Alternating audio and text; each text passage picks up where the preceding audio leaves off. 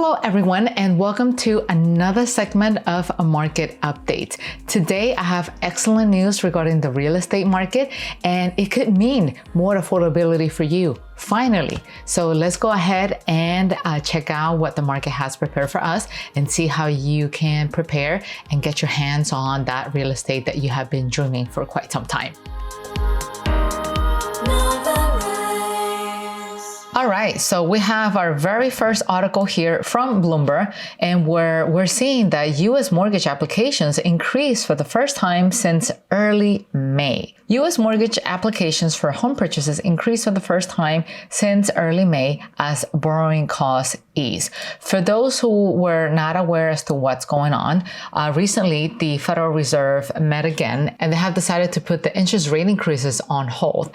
And it seems like that has created a little bit more of movement in the market, because people are now realizing that, hey, I don't have to worry about higher interest rates, at least for now. So let me go ahead and, get hands-on in that search for the loan, whether it's to buy real estate or anything else that they had in mind. So back into the article, the Mortgage Bankers Association index of applications for home mortgages rose 7.6% in the week ended June 9th to a 4-week high of 163.2. Also helped by a pickup in refinancing, the overall measure of mortgage applications increased 7.2%, and it's the biggest weekly advance in 3 months. More good news. The contract rate on a 30-year fixed mortgage decreased 4 basis points to 6.77. I know this is not ideal for a lot of you, but hey, at least it's not 7.5, right? So it has been decreasing ever since the Fed announced that they're going to hold the rates steady without increasing.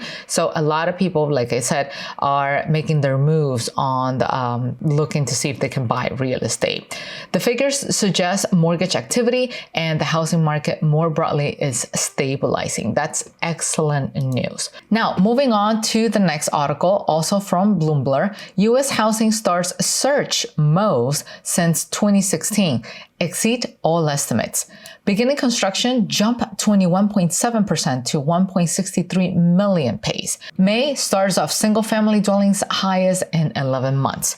Let's see what that means. So, U.S. housing starts unexpectedly surged in May by the most since 2016, and applications to build increased, suggesting residential construction is on track to help fuel the economic growth.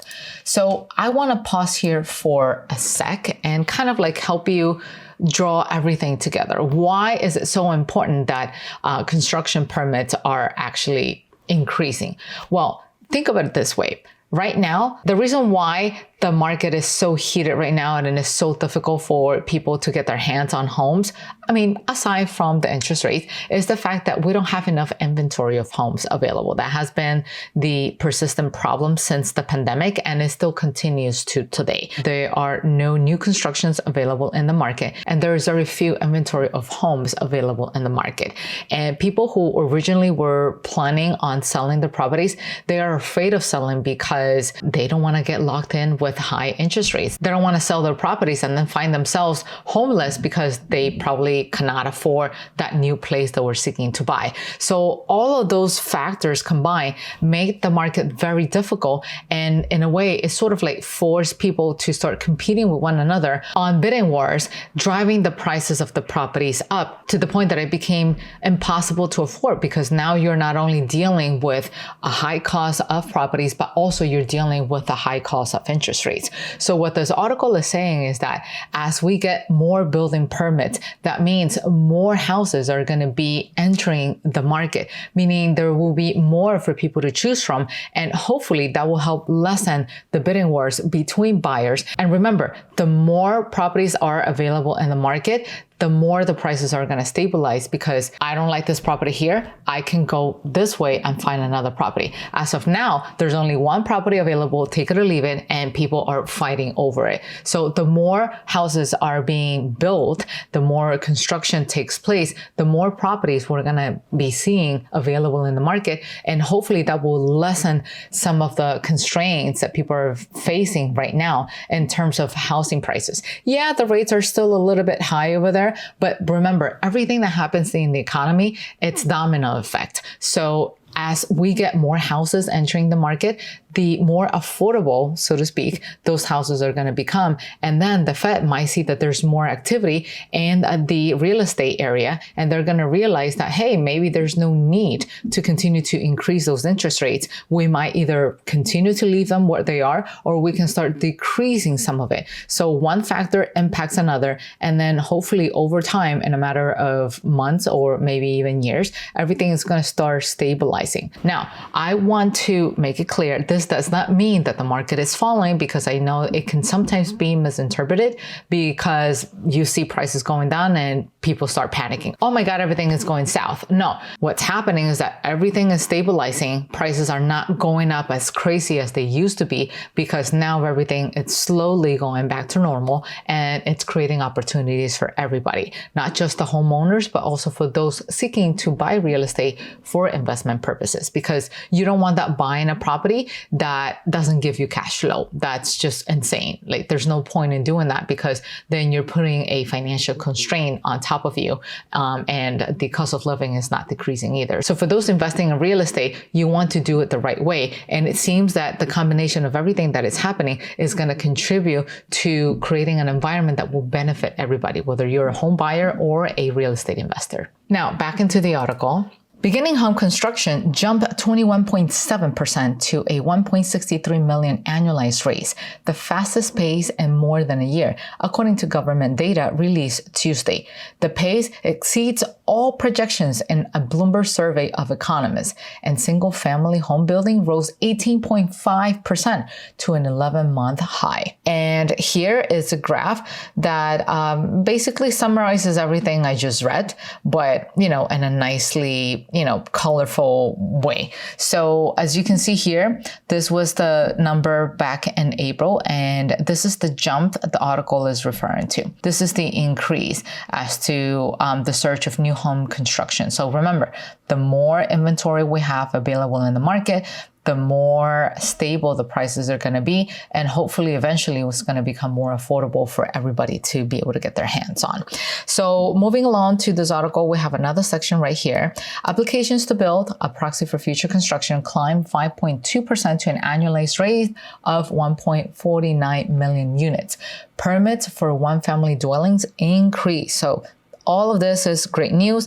And again, if you happen to see prices decrease over time because of this new influx of inventory, remember, it is not necessarily because the housing market is going downhill and that everything is going to fall in prices.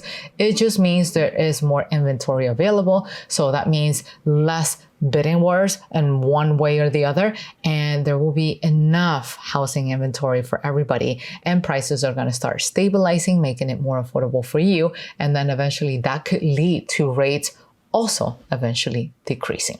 So back to the article. The figures corroborate Federal Reserve Chair Jerome Powell's comment last week that the housing market has shown signs of stabilizing. Home builders, which are responding to limited inventory in the resale market, have grown more upbeat as demand firms. Materials costs retreat and supply chain pressures ease, meaning more and more home builders are feeling confident to keep building more new homes and adding new inventory to the market. At the same time, elevated mortgage rates are crippling affordability, suggesting limited momentum in housing demand. Remember, this is the caveat, but nothing is set in stone. Remember what I said earlier, the more housing inventory is going to enter the market, the more stabilized the prices are going to get, which could eventually signal the Federal Reserve to either just pause or continue to pause their rate increases, or to start decreasing those rates. Now let's move along to the next article, also from Bloomberg. And this, what it does is basically corroborate everything we've been talking so far. U.S. home builders sentiment increases to almost 1-year high. NHHB Wells Fargo Index rose to 55, exceeding all forecasts, and sales expectations gauge for June firmest since May 2022. And as we continue, we see here that U.S. builders, once again, sentiment advanced in June to an 11-month high as a limited supply of existing homes continue to spark interest in new construction. The National Association of Home Builders and Wells Fargo gauge rose 5 points to 55. Figures show on Monday, and the index, which has increased for 6 consecutive months, exceeded all estimates in Bloomberg survey of economists. And here we have a nicely colorful graph, which is basically depicting everything I just read. And the increase they're talking about is right here. Anything above 50 is considered good. So we're at 55 now. And as we continue to move along, the report showed a quarter of the builder survey said that they reduced home prices to bolster sales. That share is down from a peak of 36% in November and suggests demand is gradually recovering. Some 56% of respondents offer incentive to buyers this month, up slightly from the prior month, but down from 62% at the end of last year. So again, I want to make a point here. The incentives that the builders are offering does not necessarily signal that the market is going south. It's just basically their way to move their inventory around, because I am pretty sure that those builders are realizing that having all those houses sitting in their inventory doesn't do them any good, because it is expensive for them either. They finish building a house, now they have to maintain it. They have to make sure that it stays clean. They have to make sure that the property taxes are still paid, that the utilities are paid, because you can't show a house without electricity inside the house. So what they're trying to do here is offering incentives to give people perks. Think of it this way. Think about when you go to a department store or when there's a special promotion going on. Hey, if you spend $50 in our products, you will get a free sample of this and an additional 10% off for any future purchases. So that's exactly what the builders are doing here. It doesn't necessarily signal that everything is going south. If anything, there is not enough inventory. So more people are actually wanting to buy, but there's not enough for them to buy. And this is a way to sort of like incentivize them. Hey, well, now we got the great news about the Fed not increasing rates. And on top of that, I'm going to give you some perks if you do decide to purchase this property that I just recently built. And that's in essence what they're trying to do, to make everything move so that way they can free up some of the inventory, get back some of their money, and continue to invest those back into building more house and providing more inventory available for you. Back to the article. Builder sentiment increased in all 4 U.S. regions, everywhere in the U.S. basically. Index readings above 50 indicates more builders view conditions as good than poor. And this is the best part. Single family homes sales rose 11.8% in April from a year earlier. As the saying goes, there's always light at the end of the tunnel, and it looks like we're finally seeing some light. The affordability issue is starting to get addressed, hopefully, and you want to be there at the forefront, ready to jump on that deal. For those looking to invest in real estate, do not wait until the very last minute, until the house hits the market for you to be ready to jump on it. You have to prepare yourself right now. Right now, get all that knowledge that is needed, all that information that is needed, so that you can take action at the right moment. And that's why I created this webinar, for you to learn and prepare yourself for that moment that is about to come. The webinar is completely free, and you will learn how to invest in real estate the right way and prepare yourself for that special moment to come so that you can jump on the deal that it's about to enter the market. And remember, preparation is key. You don't want to wait until the deal is there to figure things out. You want to learn to figure things out now so that you can take action when the moment comes. So here's the link. Remember, sign up for the webinar, and I will be seeing you at the webinar. Take care. Bye-bye.